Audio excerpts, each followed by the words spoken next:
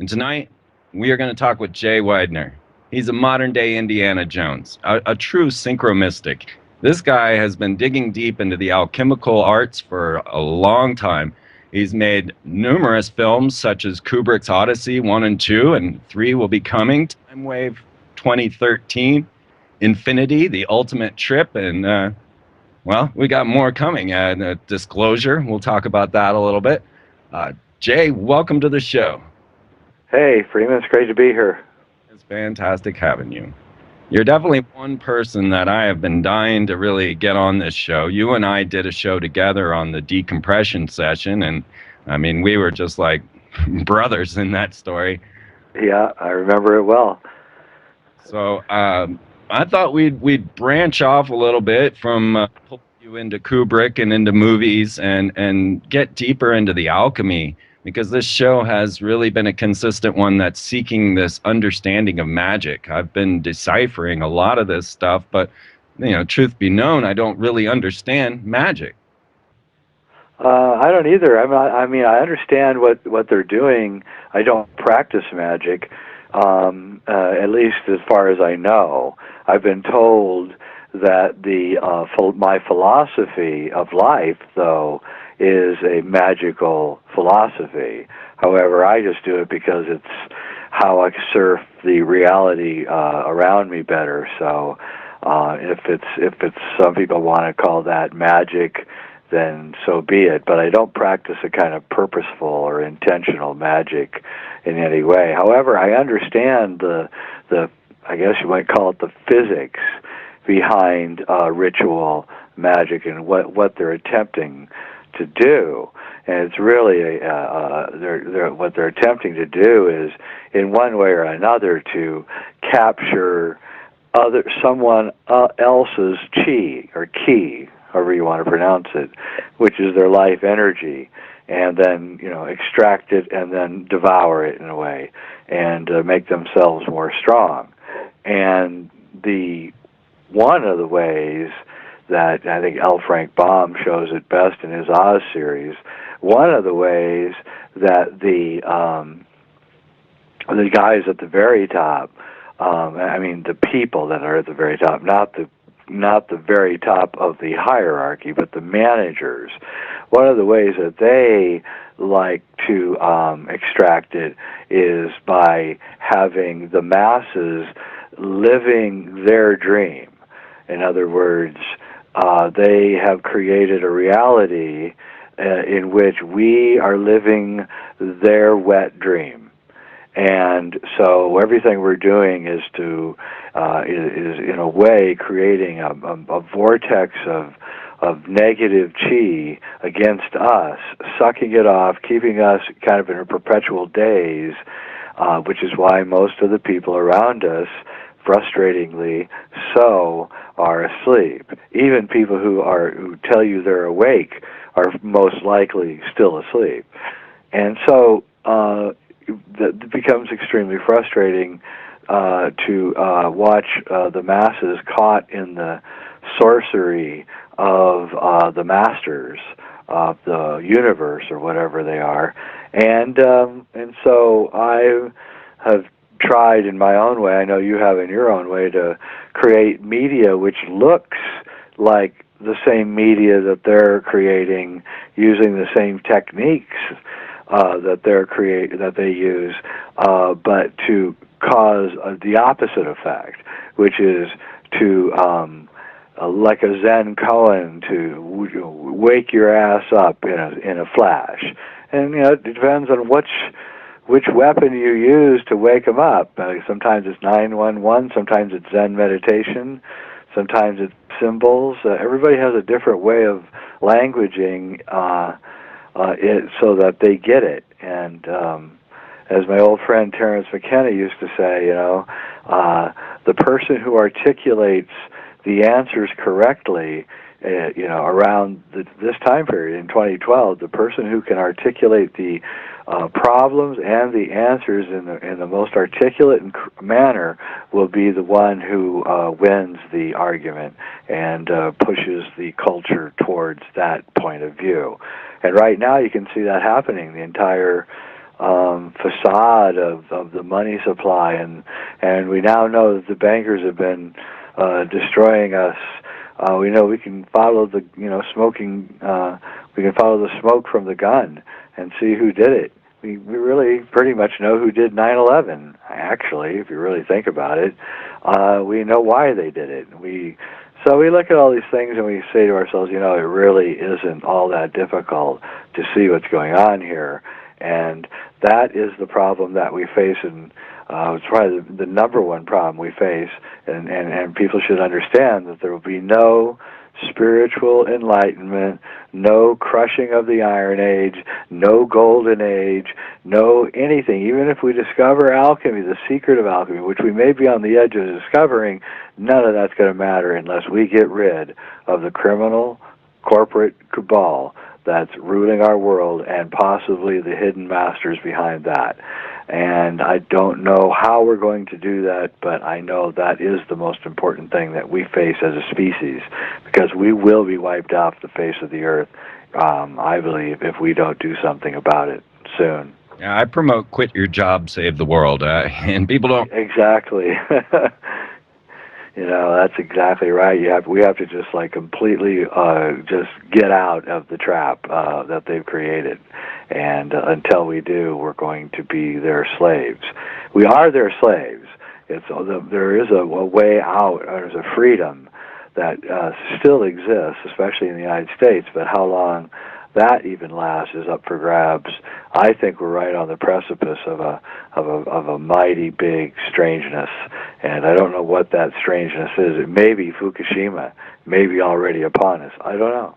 Right, we feel that. We all feel that, and it's really got us all on edge, and it really makes people feel as if they have no future. So they're being reactive instead of setting forth a dream. We're just set up for reaction instead of, Yeah, and it has to be said that the fact that no major media outlets, no politicians outside of Wyden from Oregon is speaking about what's going on in Japan at all, really tells you that the nuclear power industry is firmly in control of the dissemination of this terrible news, and they don't want it out because it'll be the end of them. As soon as the reality of Fukushima is really truly faced by the American people, especially, who are getting absolutely killed by this thing, then that will be the end of the nuclear power industry, and they know it. And so they're must be bribing everybody and forcing everybody to keep quiet about it. It's my only conclusion. amazing. Yeah, it's really scary, and just the same way that BP would manage to keep quiet about the fact that they never really solved the Gulf oil spill. It's just kind of mucking around on the bottom of the Gulf right now, too heavy to rise up to the top. But who's got a submarine to go down there and check it out? Exactly. Well, so in control of this whole situation now, as I've deciphered different corporate logos, and I consistently come back to this anti-universe, what the Kabbalists call Da'ath in the Tree of Life. Yep. We're looking at in the abyss, and I find it coded as the number 66, or the letters FF being 66, or VV being 66 in Hebrew. And I feel that even with the new technologies, being able to see into the anti-universe, putting up all of this type of devices, the ELF and the ULF, VLF, and all the different antenna arrays that they've put up, that they have a higher understanding of this altered dimension, and that they really are trying to punch their way into it with devices like CERN. You had said the archons are duplicating reality, and that when we buy into it, when we really believe in it, this false state of reality would become real. And that's what I think is going on. Well, I agree. I talked to a person who told me that the entire point of the European Union was CERN and the creation thereof. And I believe that I believe that a group of beings uh, became trapped on our planet a certain few thousand years ago, maybe many thousand years ago, and they were our cousins, and they had advanced technology in which we didn't, and but they were also a more fragile race, and they lived here beside us for a long time while we were hunter-gatherers, and they became our gods, and they created civilization. If you read the books of L.A. Waddell, an Oxford linguist and historian who had the unfortunate ness of writing his books in the late 20s and early 30s with the rise of Nazism, and so his books were misinterpreted later as being pro-Nazi books, but they weren't, in fact, at all. All they were was an honest scholar looking at language and seeing that the Babylonian civilization it was created by these Aryans, as they were called, and these were these tall white beings, and they created civilization, to enslave us so that we would work farm fields and give baskets of food and meat to these gods as sacrifices. And when you look at the Hindu or the Indian Vedic texts, and you look at their songs that the peasants sing, these are songs to their slave masters, Ramayana and the rest. And these beings passed down edicts that they couldn't eat the cows, yet they had to give their best cows to them, and they would actually these animals would actually be taken according to these texts. They would bring 20 or 30 of their best cows to a cave opening or to a mountaintop, and the next day they would all be gone. And so I posit to you that these beings have been here this whole time, and we are their slaves. And they crowded us into the cities, and they put us on grain diets because that would debilitate us and destroy us, our health. And they moved us off our natural diets, and they encouraged us. They created the gods. The Akhenaten was walking down the Nile one day, and a ship came over his head, and a voice started telling him that the person inside the ship was God, the one true God. He started the religion and began decimating all the other religions all around and on the orders of this being inside this ship. And the same thing is true with Islam and how it was created. It was by Muhammad meeting a tall, strange being who told him to go out and conquer all the other religions in the name of this God. And we see this monkey work going on all through history of these beings manipulating us, and they're still in charge. And they're the ones that are behind like the secret space program and CERN. And Anthony Sanchez, who's a really good researcher, he's traced down one of these beings. Her name is Lady Barbara Judge, and she runs a corporation called Hyperion, which has offices in New York, London, Denver, and Los Alamos. And you can Google her and look at her picture, and that's sort of what these beings look like. They're our cousins, and they have these high cheekbones, and she's like a hybrid or something. I know this all sounds crazy, but interestingly enough, in relation to all this, Mac Tonnies wrote a book called Crypto-Terrestrials, which is sort of a great book on these beings, which I call archons.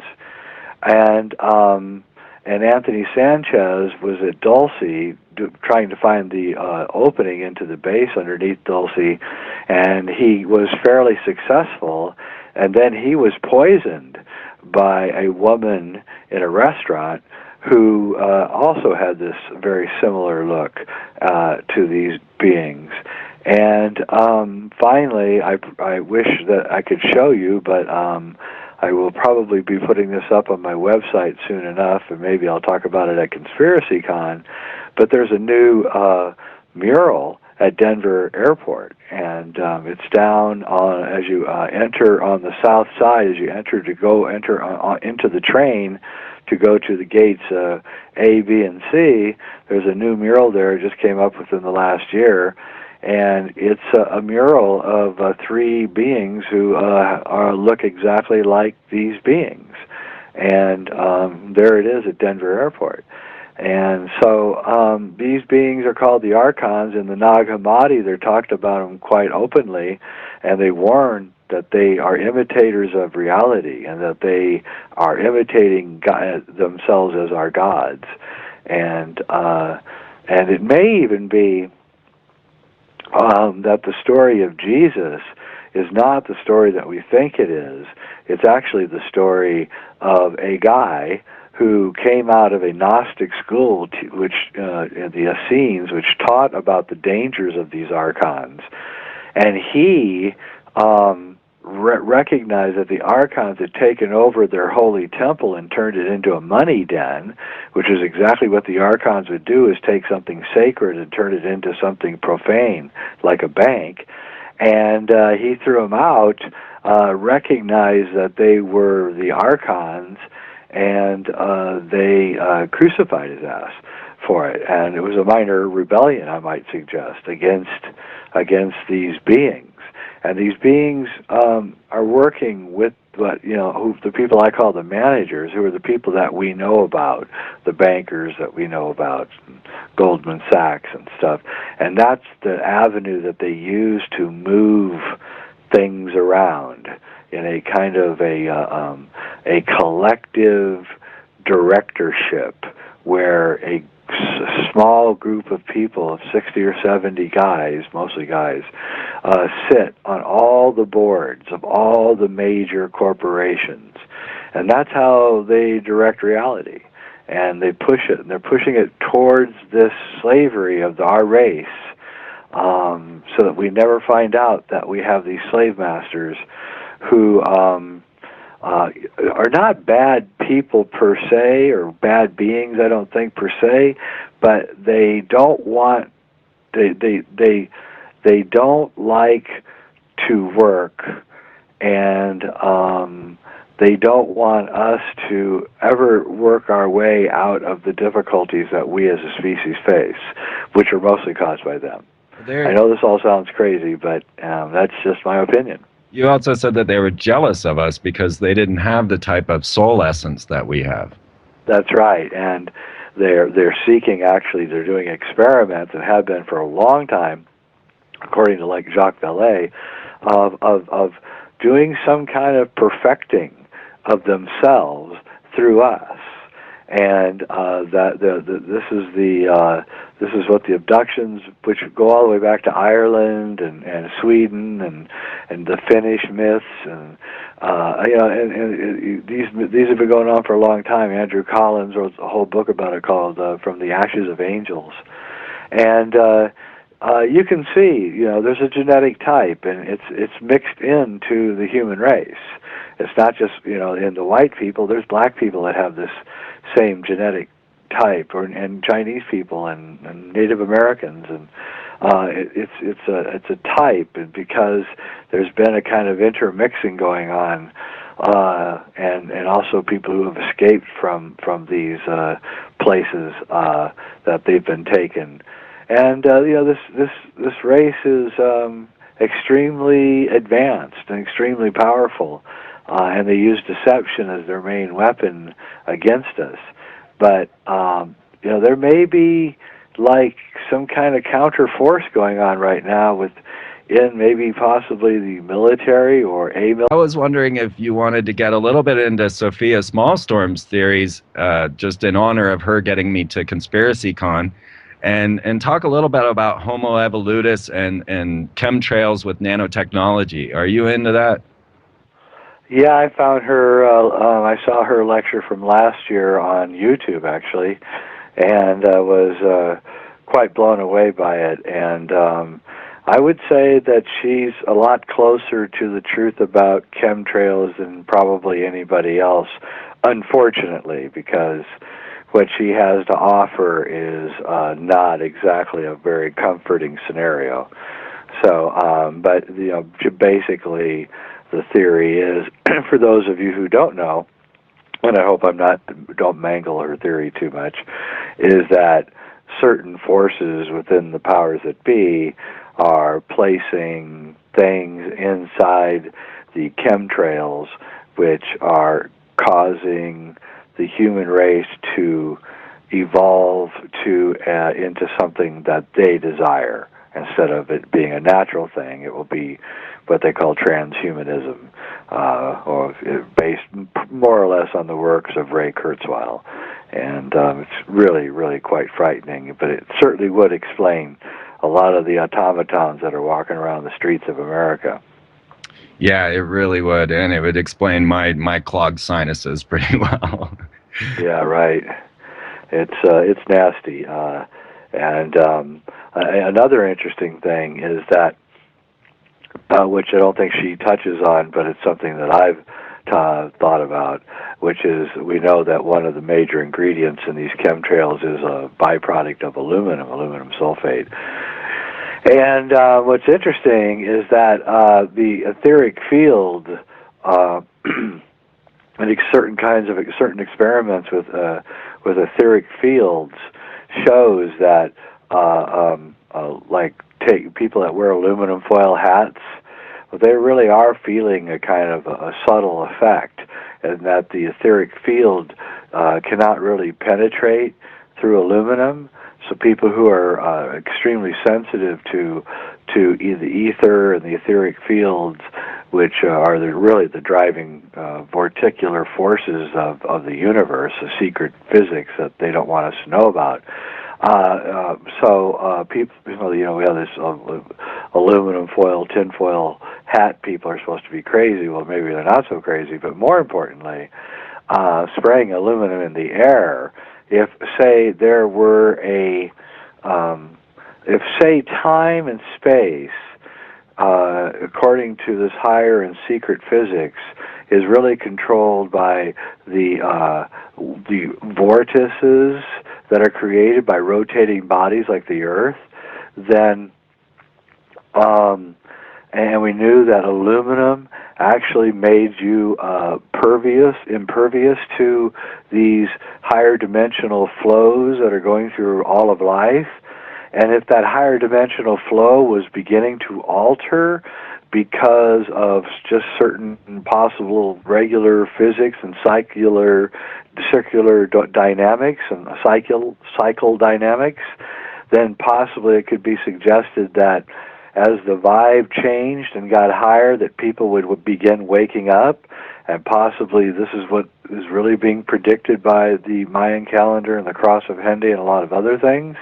And then maybe that would explain, well, right when this cycle was destined to begin changing, 92, 93, 94, that's when all of a sudden aluminum began being sprayed in the sky to deaden the effects of the higher vibration that was starting to begin happening due to normal and natural time dynamics, and that deadening the population to the natural recurring awakening that's going on.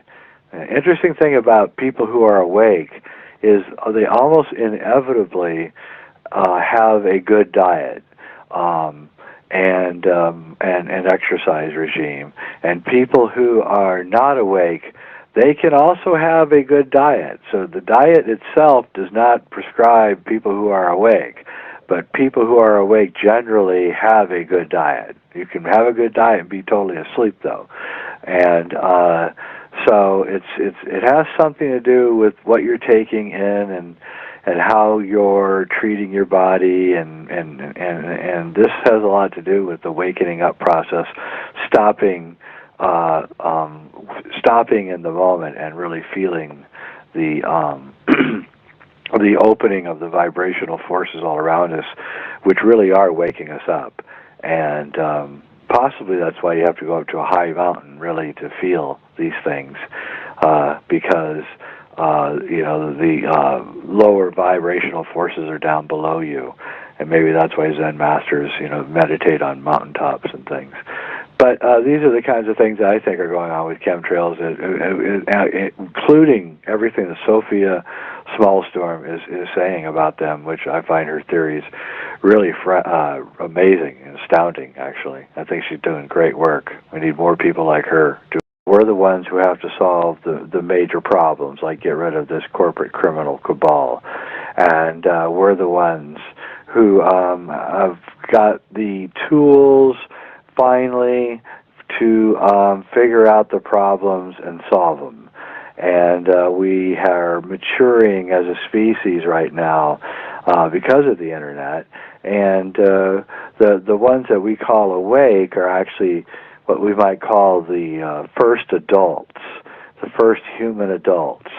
And then everybody who's asleep are the children and the people who haven't matured yet. And so the duty of the adults is to educate and wake up the children as quickly as possible. And we're only young adults right now because we've only had the internet for 20 years.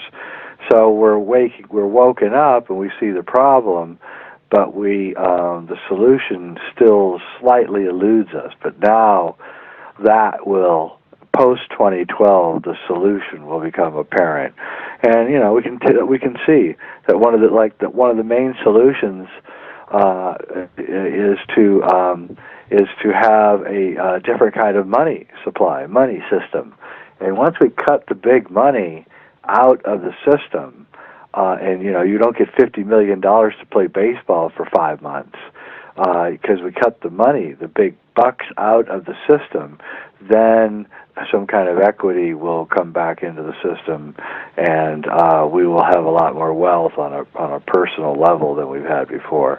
So there's all sorts of things going on, and I don't think we should be worried about catastrophes. I think we should be working on solutions to the problems that we face, and facing up to the problems with realistic view about what is really going on. Who are the criminals that run this place? Are they criminals? And when we find out that they are criminals, we say how bad are criminals, and we see that they're the worst kind of criminals, then we know we have to take drastic action. And that's where we are right now. Right. And people want to point a lot of fingers. You get the finger pointed at the Freemasons, the Jesuits, the Zionists, and they want to say, this is the group, this is the one that's making life on planet Earth hell, and we need to take them out. And as I watch people speak about, say, the Freemasons and that they're practicing some sort of satanic ritual or something to that effect. Now, one thing is I know Masons don't really research their rituals. They don't know why they're doing it. But when you start to condemn the secret society like the Freemasons and then not condemn the concepts of America, then you're really a confused being. Yeah, and people don't realize, how America was started and for what reasons, and that in itself is a pretty interesting story, and points back to the fingerprints and the monkey business of these crypto-terrestrial archons. But we just have to come to grips with the fact that it isn't a name of a group, because these archons are by their very nature deceptive. So they're planting themselves in all these groups, and then saying and pointing fingers at the other groups and saying that they did it. They're doing it, and we got to get wise here, because the archons are all of the groups. The archons are all of the religions. The archons are all of the aliens, the Pleiadians, the Syrians, the Orions, the Andromedans. All these aliens are all just these crypto-terrestrials masquerading as different beings and things. And when we come to grips with that, then we can see that we are like the Wizard of Oz, being fooled by the man behind the curtain, who may not be a man, but look humanoid. A film called Disclosure, and you said it was a bit of a tongue-in-cheek, or that you didn't really think Disclosure was coming. How's the film coming, and what's up with that?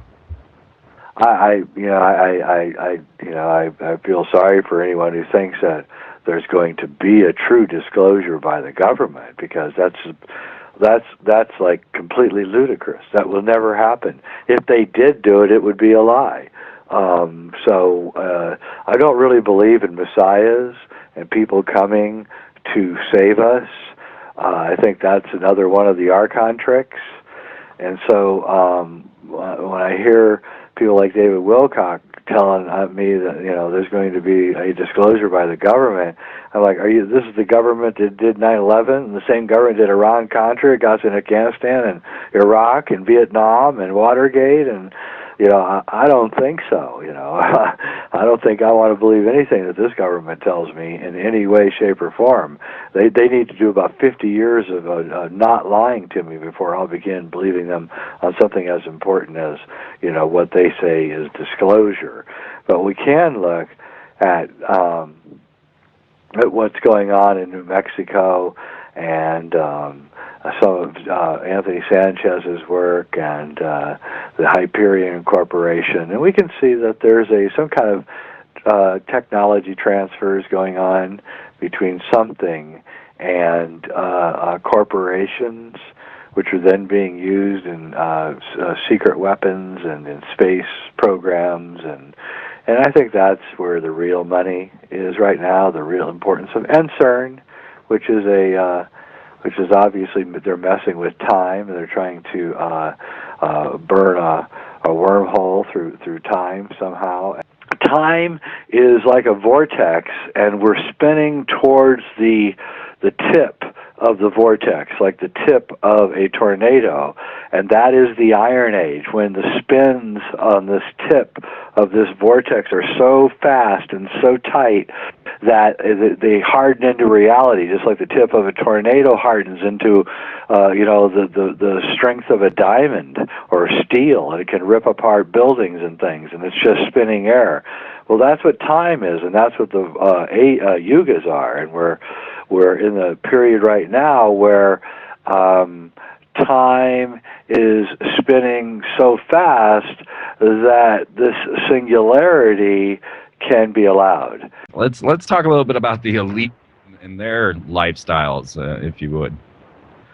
Well, that's really a fascinating subject, and one that I could actually go on quite a ways with, but I probably won't, because it's a good way to get killed.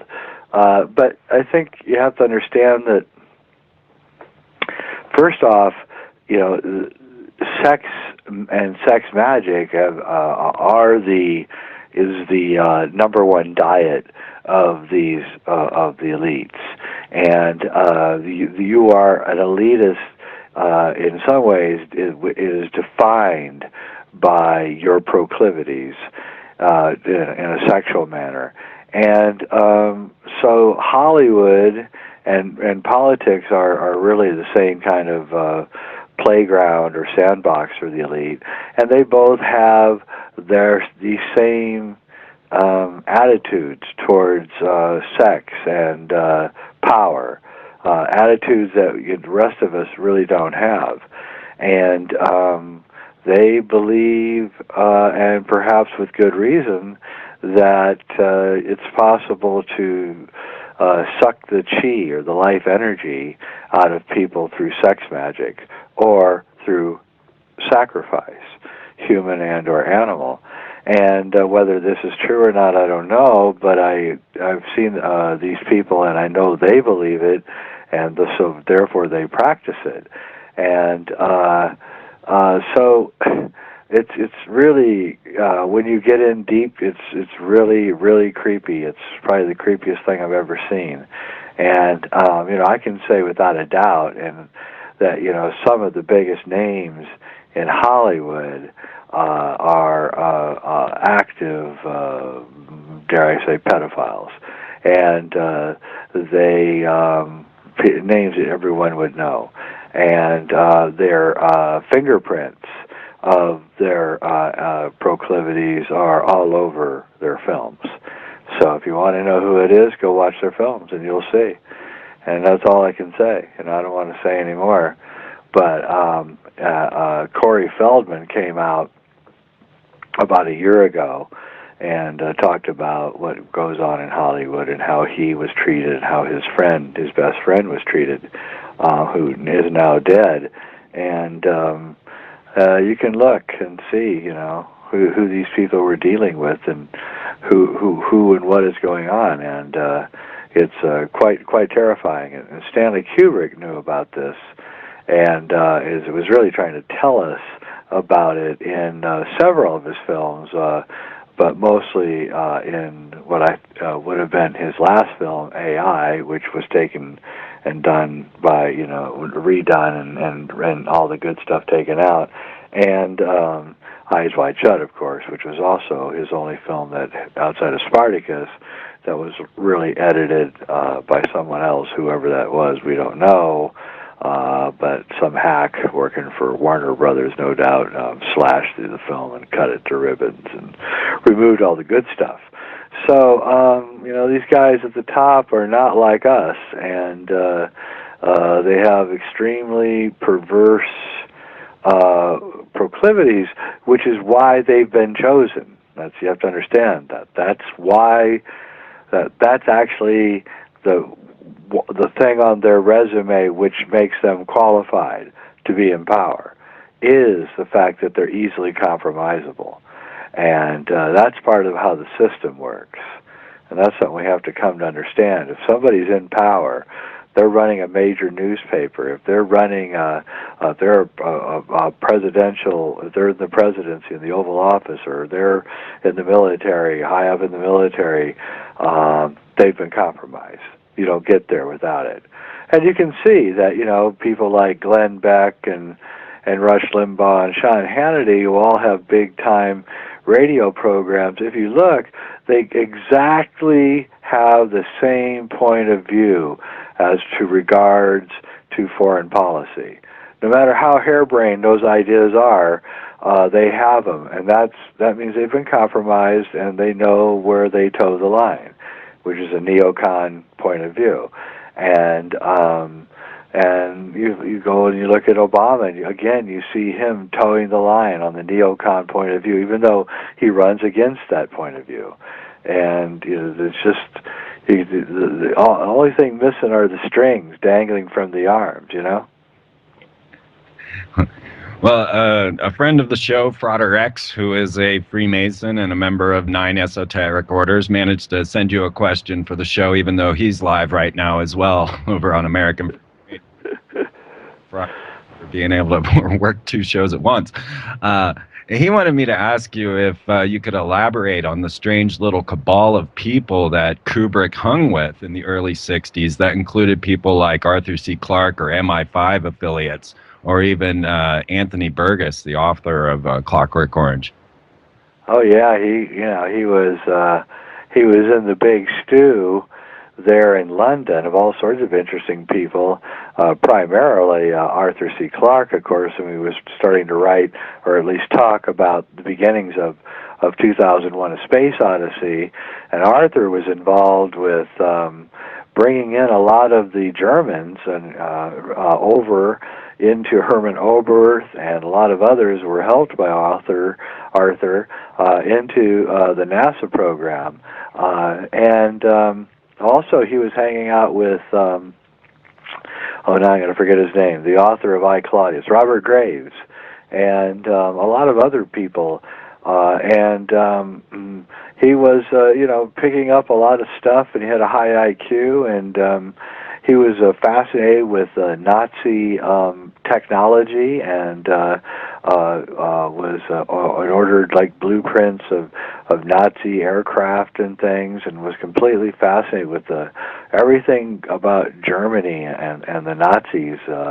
His wife, Christiana Kubrick, her brother was, or brother-in-law, no, her brother, it would be his brother-in-law, was Leni Riefenstahl's cinematographer. Leni Riefenstahl was, of course, Hitler's filmmaker. Did all the famous propaganda films for Hitler.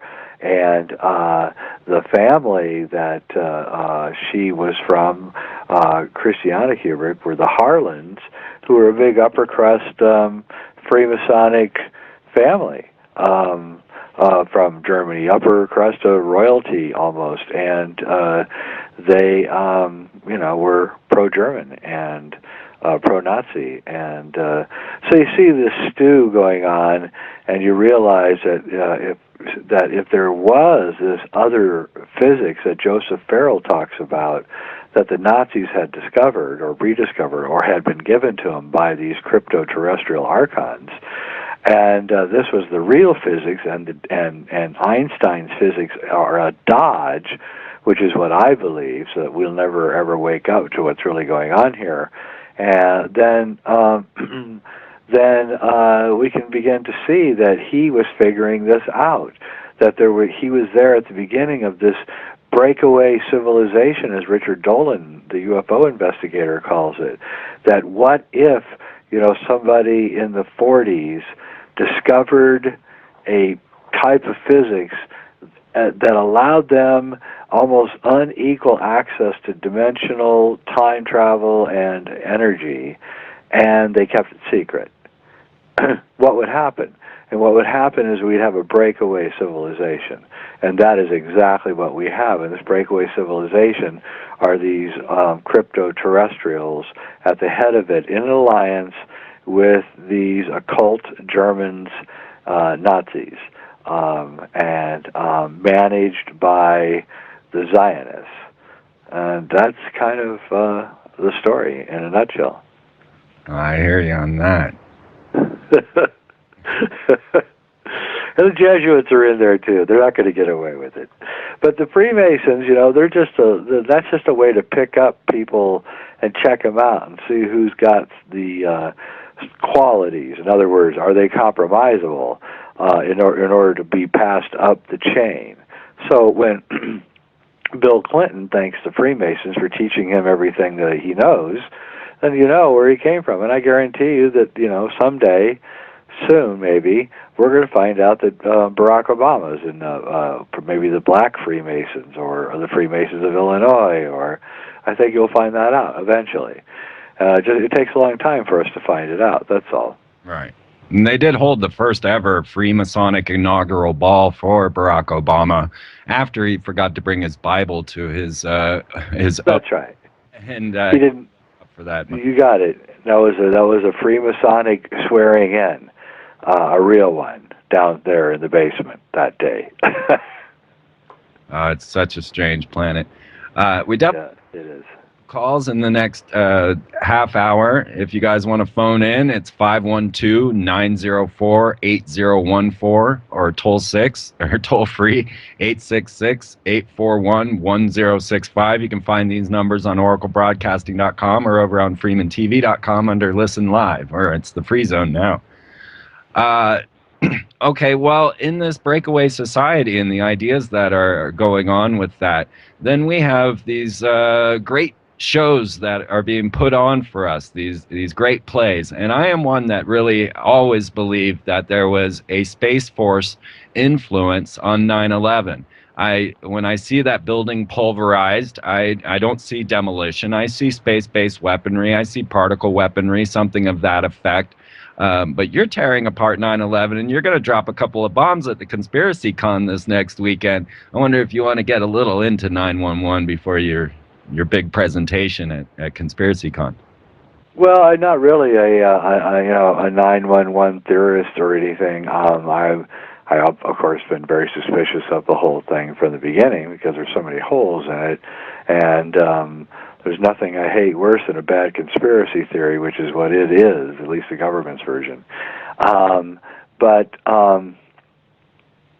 the problem with the video, especially the video taken below the second building, is that though there's a lot of problems with it, and for one thing, the jet is moving at 500 miles an hour, according to the government, and so that would mean that the frame, the video frame, which is running at 30 frames a second, is taking a shutter speed of 1/60th of a second. So it's 1/60th of a second on and 1/60th of a second off.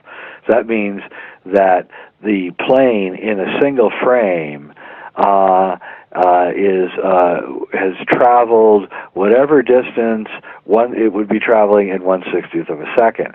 Well, doing the math at 500 miles an hour, then every single time that shutter goes, that plane is traveling somewhere between 12 and 15 feet, which would create a blur by any stretch of the imagination on the frame. But when you look at the frame, you can actually almost see the rivets of the plane as it's traveling per frame. And that caused, that was the first thing that alerted me that there was something not quite right with the imagery. So then I began examining it as it entered into the building, and I noticed that there was not a single bit of debris that fell out of the hole. Not a clod of concrete, not a rivet, not anything, actually. Nothing falls from that hole. The plane simply just slips right into the building, and there's nothing falling out of the hole. Now, some people may say, well, you know, the force of the plane caused everything to move into the building.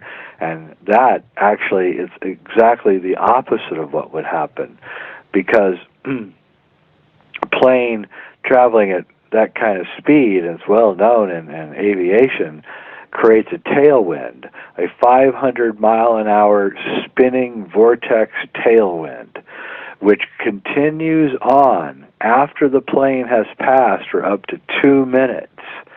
And this tailwind is so dangerous that's why there's delays in taking off, because they want to make sure that tailwind is dissipated so that the next plane coming up doesn't hit it. And planes have hit this and crashed. So what we would have seen, actually, had it been a plane hitting the building, is we would have seen debris and smoke and flames and people and coming out of the building, being sucked out of the building by this incredible vorticular wind. And we don't see anything coming out of the building. And so my conclusion, sad to say, because I didn't want to reach this conclusion, but my conclusion, based on the cinematic videotaped evidence, just like I did with the Kubrick stuff and the moon landings, is that something was done that day. I don't know what. A hologram, a missile that somehow could make itself look like an airplane, something. But whatever it wasn't a plane, and it wasn't traveling at 500 miles an hour. I hear you on that, and we are so far advanced with these holograms, and you know, the potential for Project Bluebeam is extraordinary at this point. Recently, there was just a Chinese commercial that came out for their soccer team, and it's up in my weird stuff section on Freeman TV. But they show London being bombed while the Chinese are playing their soccer. Feel like World War III could be right around the edge. Do you think there's going to be some major event at the Olympics? You got any feelings? Any ideas? Well, you know, I really hope not. But yeah, it would be, you know, it'd be a great time to do something, get the whole New World Order moving closer to their goal. And but then again, let's hope nothing happens. I really don't want to predict anything, because I just, you know, these guys at this point will do anything. But you know, here's the thing: we're waking up a lot faster than they thought, even with their aluminum bombarding of the atmosphere. And I don't know if they can afford to do many more of these tricks. You know, it's for one thing, a lot of their false flags are beginning to backfire. And, you know, there's a lot of rumors that the Stuxnet virus had infected the computers in Fukushima, and that's why they didn't react in time to to the danger that was going on there. In other words, the systems just went haywire because Japan was helping Iran with some of the nuclear building of their nuclear reactors over there, and so these operations are starting to backfire, and we're seeing the repercussions of them, and blowback, I think, is the word they use in intelligence circles. And so I think what we have is now everybody's learned how to false flag. So now everybody's false flagging.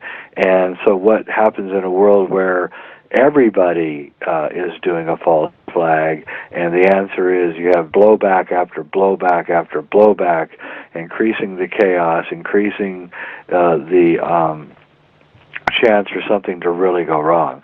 When this is in keeping with what's going on with time is speeding up as we're heading down towards the edge of this vortex. And so, a screw-up is inevitable, and Fukushima may just be the beginning of a number of screw-ups. But there's war coming. I wouldn't put it past them. And we're right into that solar cycle. Bush got us in a war in '91. At the same time that this was going on, 9/11 happened at the bottom edge of the solar cycle. So if we're going to get into a war, solar-wise, this is the time that they would be doing it. I hate to say it.